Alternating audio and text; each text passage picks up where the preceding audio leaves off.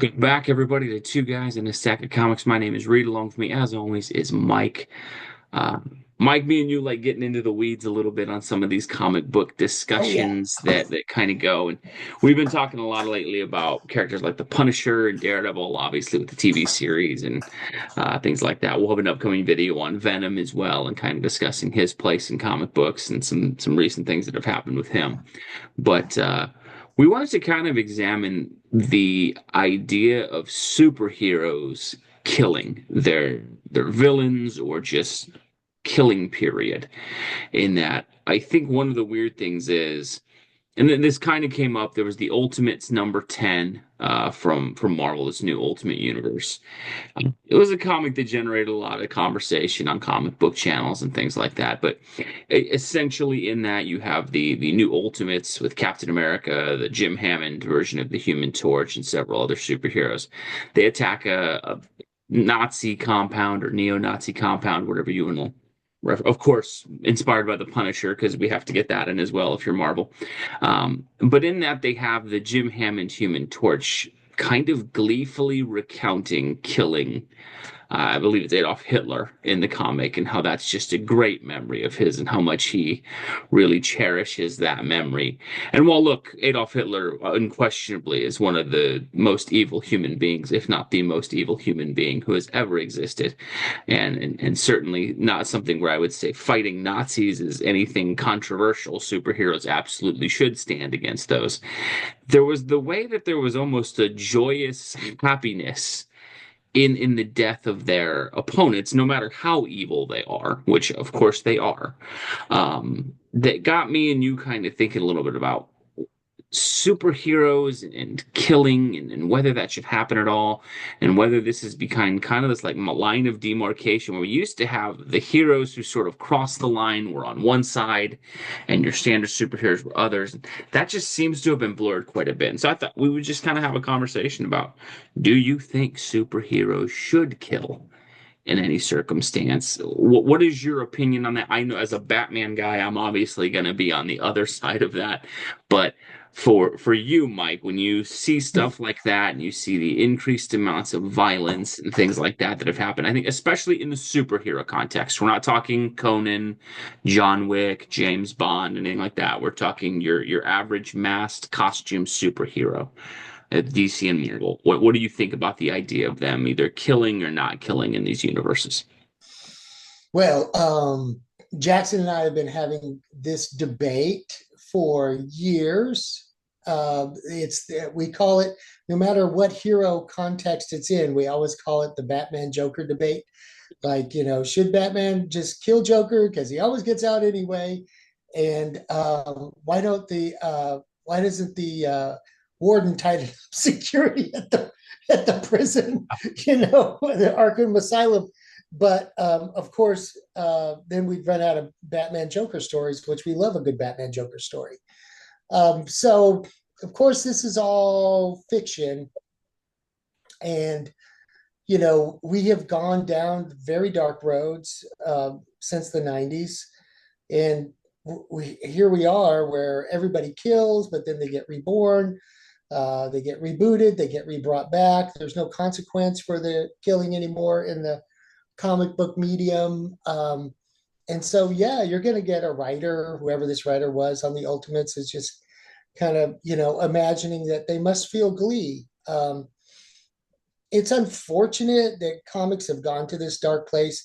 And I hold true that there will be days ahead when comic books kind of revert back to their more altruistic um, beginnings, because it was kind of nice and comforting to know that you are on the side of your favorite hero. You believe in him or her, and you trust her to make the right decision, and you know that they're out there to confront evil or wrongdoing, and but they are magnanimous, and they're not judge, jury, and executioner. They are just the front line of defense, and then they will let the powers that be take it to where they want to go. Should they be imprisoned? Should they, what kind of consequences should they take. And I was, it was kind of comforting, especially as a child and reading those comics. You knew your heroes back in those days, would catch the bad guy, and that was no surprise. Although they might put it off for a few issues, but that kept you reading.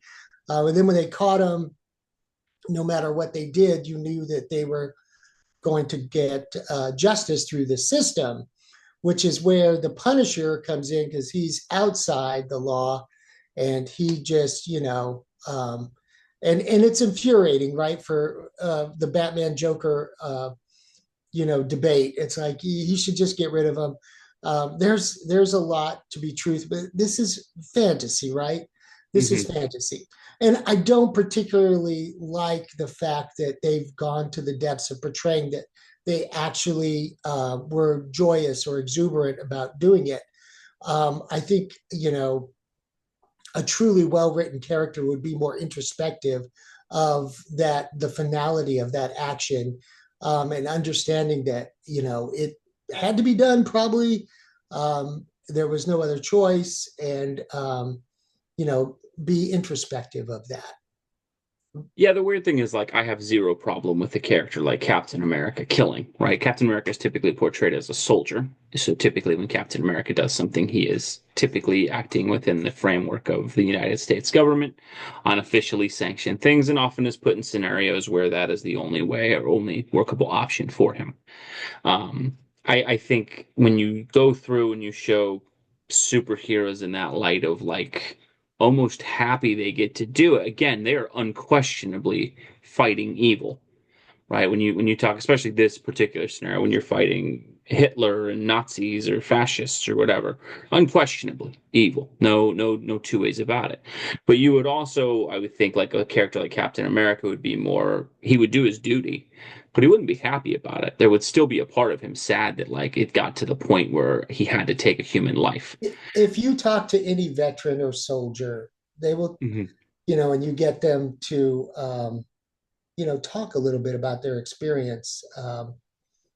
They're more solemn about it, because it's a dirty, dirty job. Yeah, no, I It's remember talking it's to my grandfather who served in World War II about things like that, and he would rarely when he talked about it, but when he did, it was, he would only say, I'm proud of what I did. I did my duty, but I don't take joy in what I had to do. And I think we would want our heroes to have more of that aspect to absolutely. them of, look, I did what I had to do. It was evil. We took them down, but it is sad at the end of the day that a life had to be lost, right? That someone put them in a position where there was no other way but that. And I think it's truly gruesome. But again, this is fiction and probably written by people who, we like our fiction to have a tinge of reality to it. But you would like to think that our heroes were the same as your grandfather, who understood they had to do what they had to do, but that it wasn't. It was by it no wasn't something means he looked enjoyable. at fondly, and I think that is what has changed is, like, and we've referenced this a lot. It's not so much that like Marvel had the X-Men kill. It's that they did it and the X-Men felt nothing. Right, that's the part where can I see them writing a story where Nightcrawler has to kill someone? Sure, but the ramifications of that should be massive for the character that he was put in this place that he had to do something like Yeah. that. Instead, the way that they write these characters now, where, well, you're evil, I take you out, and I don't think twice about it, and there's no ramifications for it. And the reason I think it's a bigger deal with, say, superheroes than something like James Bond, John Wick, Conan the Barbarian, something like that is those other characters have always been understood to be very flawed and are never presented it. You wouldn't, I love James Bond as a character. I wouldn't want to be James Bond, and I wouldn't want my son to be James Bond. He is a fictional character. Right. Conan is the same thing. And yes, Batman is a fictional character, Spider-Man's a fictional character, Superman's a fictional character. But those are characters more that you would hope because of the medium and what those characters mean and how integrated they are to kids, that they would give your kids a moral lesson, right? The great power, great responsibility, truth, justice, and the American way, Superman, right? All those things that these heroes have stood for. that you would understand that, hey, my kid can read Superman comics or watch Superman in media or Captain America, and they would get something out of them. And I think that we've taken these comic book superheroes to the level where they kill and almost don't think twice, especially Marvel. And then again, I will stand on why I love DC Comics is I do feel like while DC, and I'm sure people can pull panels and things, and hey, in this issue, outside of a few instances, like in the Longbow Hunters where Green Arrow killed, and I know the early issues of Batman, well, he was very, very early on before, the traditional Batman that we have now, he obviously killed. Same with Superman, I'm sure, in those really early ones. When we got to where we started really fleshing out these characters and thinking through, DC's characters have always kind of held a little bit more of that aspirational value of life and that understanding of like they're already outside of the law and what they're doing. And so, like, I've always liked the Batman no kill thing because Batman knows I'm kind of technically breaking the law, doing what I'm doing, taking justice into my hands. And that line of I don't kill is the one thing that keeps me within the boundaries of, like you said, not being judge, jury, and executioner. Well, you go all the way back to the beginning before comics. One of the things that was really popular was this vigilantism, like in the Shadow. And the Shadow was absolutely a killer. And one of the things I liked about the evolution of comics, although the Shadow was taken in part to create Batman Yep. for the comics, they just put a cowl and a cape on him. He didn't have two pistols like the Shadow always had dueling 45s. Yep. But he had the one sidearm, and he ran about, for about a year in Detective Comics, and was very shadow-like, meting out justice where he saw fit. And but they took that pulp character that was very vigilante, like Charles Bronson or Dirty Harry, or Yeah. they took that character who was created in the 30s, and they turned him into a superhero. And superheroes were a very new genre back then. There was only Superman; he was the first one, and but they took these characters and kind of molded them into something more aspirational, from the dirty pulps of the Shadow from the 30s, into this new medium of comic books where you had pictures and stories and everything was in color and fancifully illustrated from page to page, and kids were gobbling them up, and they started writing them in a better way, I think, especially for the general audience. Although it's human nature, and it seems like we've kind of gone back to that because we all do have that dark side, right? Mhm. And writers of fiction have explored that from time immemorial, all the way back to the earliest writings. But I do like the way this medium kind of took that concept and turned it into Batman, where he has the no kill rule, and that put him, in my mind, head and shoulders above. And we've kind of devolved backwards now in this medium to where we've gone to very dark places. But like I said, I hold true that I Hopefully the do tide think will that, turn. yes, I do. I'm right there with Mark Wade and Alex Ross and those guys that feel that Oh no, I mean comic book. Darwin Cook talked about that a And lot. I mean, Darwin Cook, yes, yes. I think that's the saddest thing that has happened is I think as we get more and more comfortable with these characters, even these characters killing, it just starts to show the medium falling away from being what I think it should be and why I think these two are. And that at this point, if the heroes are going to kill them, they might as well just all be indie books that cuss and have all kinds of crazy things in them because at that point, we're not getting. The one thing about superheroes that I've always liked was the idea that in some way these were almost like morals and fables and things like that that you could tell your kids. And yes, it's Right. not real any more so than any other fable or story or more, but it taught them something, right? I think that's the great thing about like Batman and Spider-Man is they're born out of these tragedies where something bad happens. And the whole point as I only saw those characters is you take responsibility like Spider-Man for your mistakes and then you go out and prevent that from happening to somebody else. Batman, darkness created you, but you make it your mission instead of returning that, you make it your mission to make sure it doesn't happen to anybody else. Once you Yeah. start having them all get comfortable just taking lives, what again, if a superhero comic can't even show the sanctity of life, I don't know what we're doing anymore with these, and I don't know the value of.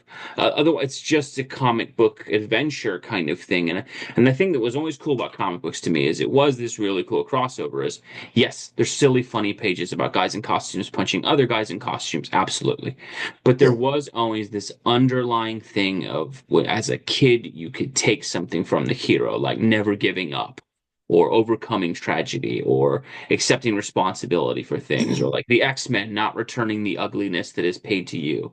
And yes, that shouldn't supersede Batman, Spider-Man, those characters, they mean a lot to me. Do they mean like what my religious faith means to me, or the examples I learned from my grandmother, my grandfather, my mom, my dad? Of course not. But it was cool that there was this one sort of medium that had yeah, these really cool stories where the main characters that you thought were cool and awesome also reinforced those same moral standards. And I think the loss of that not only is awful for comic books, period, but I think even within these comic book universes, it makes it worse because what used to be a really cool contrast is characters like Wolverine, the Punisher, Venom. DC doesn't really have. I'm trying to think if there's any Punisher type. I guess Red Hood is the modern version of it. yeah. I'm trying to think if there's any other DC heroes who really were to the level of like Punisher, Venom, or Wolverine that killed as much. But for the most part, those characters were also a little more intriguing because they had a different sort of story feel than, say, Batman, right? If you were reading a Wolverine comic book, that might have a definitive ending for that villain, whereas Yeah. that would never happen in sort of something like Spider-Man or Daredevil. And I think the interesting thing that's happened now is as we've evolved it to where Nightcrawler and Kitty Pryde and Captain America and all these characters kill. What used to bring the edge, even in Wolverine's comic books, right, where he kills, And because he's Wally always seen West. what Wally West, yeah, Wally West murdering What happened people, to and I Wally know they had West? that Come as like a on. psychotic break, but like Wolverine, what was always interesting was, and this is where I think it's even different now, is Wolverine killed. But why I always liked Wolverine is they kind of always presented Wolverine as this is almost like a feral beast who his pure gut instinct is to kill. And so for him, when he doesn't kill, he is absolutely fighting his nature. It's Yeah, almost this really cool. Like it's like if you throw someone in with a bear. It's shocking if the bear doesn't kill the yeah, prey, right? And yeah. that was the thing with Wolverine is he was never presented as oh, this is the right decision, right? The rest of the Marvel universe kind of looked at it and respected like he's fighting against his nature, but they also had a major issue with like he kills his bad guys. When we've decided to make the rest of the Marvel universe a little more like Wolverine or Venom or Cable or Domino or any of those characters who did, I think it's such a loss also for the storytelling universe of things because now we don't have those characters aren't special anymore either, It right? dilutes it. You're right. I mean, Dilutes when it. the Jim Hammond Human Torch is fondly recalling burning someone alive, and again, most evil human being who ever existed, I have no problem with the idea that Jim Hammond and Captain America fought Nazis and believed they were in the right and killed them. That they were in war, but to have it be like it's almost like even Frank Castle really normally as the Punisher wasn't drawn like gleefully smiling as he was gunning down his opponents, and that's I think that's And just you such see a him weird thing. in the new TV show. He's a broken man. He's held up in his little cave there, and Daredevil kind of goes in to have a talk with him. Mhm. He it's actually broken him. But this is our mythology. This is absolutely what you touched on, American mythology. Like every civilization has their own mythology, but we are a brand new nation, only 250 years old, and we've created this mythology, and it's gone to a very dark place. And mythologies do go there, but there should be the root of aspiration and higher self and higher thought at the root of everything. And I believe that root is still there, but it's gone way. Well, and It's I gone think way. the thing is, it just has gotten more so. I think this is more of a Marvel issue than DC, to be honest. And I think that's the weirdest thing. Like, I rewatched MCU films and like, I remember hating Batman '89 as a kid because at the end, Batman lets Joker fall to his death. And again, I love Keaton and all that, but I've always had a problem with the Keaton films when I'm older when like Batman and Batman Returns throws that bomb on a guy, kicks him down a subway grate, and he blows up, and Batman almost smirks at it. And it's like, Right. man, that's really not Batman.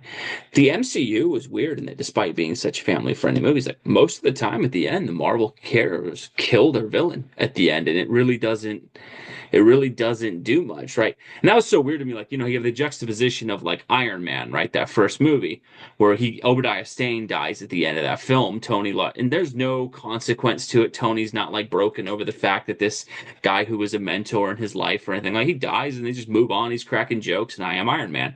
You contrast that with Man of Steel, where Zod is literally about to fry three people, and Superman snaps his neck, and everyone's like, "Whoa, what's going on? Why is Superman crazy now?" It's like that always seemed like such a weird sort of Yeah. juxtaposition that like people were so mad about Superman killing when literally it was pretty much the only option he had in that movie. And then Yeah. Iron Man or Captain America, whoever does it, and it's like, Marvel. Eh. Like, and I just You're think right that's a about that. I weird. didn't think about it, but you're right. I think it's just a weird, even in. It's funny because it does seem to be a shift in just the last couple of years where superhero like Avengers Endgame still stunned me, and I know they did it partially because he felt broken because of what he did, but like when they had Thor just behead Thanos in the first 2 minutes of the movie, you're like, dang man, like Thor knew he wasn't a real, and I guess they were doing it to show how much it had affected Thor, but it still was like, man, that's the guy who's worthy of the hammers like lopping heads off. Like, and Thanos incredibly evil, but I just hope we can get back to a place from a storytelling standpoint where these writers understand like you're not just writing the comic book that you're writing, you're also writing the legacy of Jack Kirby and Stan and uh, Carmine Infantino and so many of these legends who built it. But there's also Captain America joyously recalling killing things. Like, this is a cartoon character too, man. There's like little 4-year-olds running around with that shield and who Yeah. look up to Captain Yeah. America. And I think that's the part that's so sad about all of this is I've got no problem if Captain America kills in a comic book, but I would at least want Captain America to be introspective about it, to sit down and Yes. be like, you know what, man, like I hate that I had to do that. Like, it had to be done. It was the right Like a choice. I true don't, veteran. Like a true but veteran. I Yeah. hate that those people put themselves in a place where they forced me to have to take that action. Right. And I think that was always the difference of the Punisher really didn't have moments like that. You would think Captain America would. And I wish the writers of the current age would have a little more self-examination of what you're actually writing. And I kind of look. you could delve into the psychology of it, Reed. It's like, these are fictional characters, but if you were to create a psychological profile for someone who felt that way after they, killed a No, bunch you of would think people. that it's crazy. The reason they hate people like Frank Castle in the comics is because he does stuff like that. But then you wrote Jim Hammond and Steve Rogers to Yeah. almost more gleefully do that than Yeah. Frank Castle ever did. And so I Right. think not only from a narrative standpoint does it mess things up, I think we start to get to where it's it does with comic books like that. It does make me start to wonder, like, are these things even good for me to have my kids read anymore or be invested in? Because yes, I can always lean back on the Lee and Ditko era type stuff. And those aren't perfect. Obviously, those have some flaws in them too, with some things that are very dated from the 60s as far as what we would But think of it's how good they're, reading. It's but good it's reading for good kids. reading. And overall, I think that's the biggest loss that this is it's the loss in trust in Marvel and DC that of the current writers of understanding that these heroes, yes, you can write them more for adults. Yes, it's cool that they maybe have aged up and matured a little bit, but they should still be characters that like you can tell your kids about and your kids could read Captain America and go, okay, I still get something good for that. I don't know that I'd want like my kid reading a book where the superhero's like, yeah, man, that was an amazing moment when I killed that guy. Like, Yeah. what are we doing? Yeah. And do you think, Mike? I mean, do you really? I know you say you think it's going to hit there. What do you think it will take for Marvel and DC to get back to where they try to do lighter story? I mean, because the weirdest thing for me is sales dang sure haven't done it. They've lost control of the medium to the point that while people say there's no competition, manga is outselling comic books in an insane amount. Comic book films are declining badly. Like, what do you think? it will take? Do you think it's just going to be a new batch of creatives who get so tired of this, or what do you think will take to ever get back to a bit more aspirational storytelling? It's going to take one great storyline for some creator who's out there probably writing right now, who's going to write these comics the way they used to be written. Mhm. And somebody's going to have the guts or whatever to go against the grain and green light it. Kind of like Darwin Cook's New Frontier. Frontier. Um, if New Frontier came out today, God rest his soul, he put it out in the middle of the darkness. And it was a great beacon when he put it out. But I think with declining sales and everybody kind of looking for something like that, if they were to put it out today, the sales would turn the tide. And they'd be like, hey, just like back in the old days when DC was selling superheroes and Marvel was still doing mystery and suspense and Hmm. crime stories, uh, it would be a big hit, and everyone would say, "Hey, we need to make more comics like that." But yeah, Yeah. that's what I think Yeah. it's going to take. I hope you're right. I do hope we get a bit more focus on this stuff. And I know a lot of people are going to say, well, they're catering to the audience that buys them now. And I guess that's true. And that sadly I do believe But this. The I argue that the audience right now doesn't know what they don't know, well, and and when they I saw think something like that, they would gravitate towards it. at a certain point it's a self-fulfilling prophecy, and that if you just keep making it darker and darker, you can't just go, well, no, kids aren't reading this, so we don't need to write for kids. Well, maybe kids aren't reading it at all because parents have looked at it and be like, no, man, I ain't letting them read that. Like I think that's the biggest thing is I can't get my toddler into comic books. Like I have my toddler, he loves flipping through old comic books, and he loves some of these old little mighty Marvel masterworks. He has a Spider-Man one. He can't Yeah, read, but he's thumbed through it probably 1,000 times already he with loves that it. thing. And the sad thing is, like, yes, he's got 60 years of books he can probably read of all these characters, but when he turns 5 or 6 or 7 years old and wants to go with me to the comic book shop, it's gonna be like, kid, you can't buy anything off the new one. I can walk you back to the collected editions, but there's Yeah, very few outside of, Sonic the Hedgehog and a couple comics here and there that come out that would be appropriate for that. And while comic book writers will say, well, the kid audience has died up, well, maybe you killed it off and maybe you continue to do so. Because absolutely. as a parent who loves comic books, I don't think I'd buy them for my kid unless it's the random Scooby Doo, Looney Tunes, Batman, and Scooby Doo stuff that gets put out. And so I do just hope at some point there can be some sort of reckoning or rebalancing or something where we get back to the point that these characters can be a bit aspirational again. And I'm not saying we need a comics code authority again. I'm not saying we need to get to where no heroes kill. I'm not saying superheroes shouldn't fight and ultimately have to kill villains like Nazis if that's what it comes to. But there should at least be a little bit of forethought of like, man, that should impact a character that they had to do that. It should be something where they at least are sad about the fact that, hey, man, I had to take a human life. Like that should hit them instead of just otherwise, what's the difference between them and John Wick and any of these other movie franchises where it's just a pile of things? And I think the weirdest thing to kind of close it out, it's crazy to me how much Marvel and DC have actually tried to become, or just more Marvel, I would say, have actually tried to become more like the boys, despite the fact that the boys was written as an intentional like destruction of superheroes by a guy who hates superheroes. The Yeah, fact that we actually have our superheroes now more echoing the behaviors of those characters. It's just really sad. But be interested. What do you guys think below? Do you guys think we're taking too much out of this issue? Do you guys not see this yourselves? Again, if you disagree with us, folks, that is completely okay. We just love seeing your guys' thoughts down below. We won't pretend. absolutely. As we always say, we're two guys with a stack of comic books spouting our opinions. We will never pretend we're the 100% experts on any of this stuff. Just the So comics. if you disagree or agree, as always, let us know below, folks. Thank you guys so much for watching. God bless you. We'll catch you in our next video. Thanks, everybody.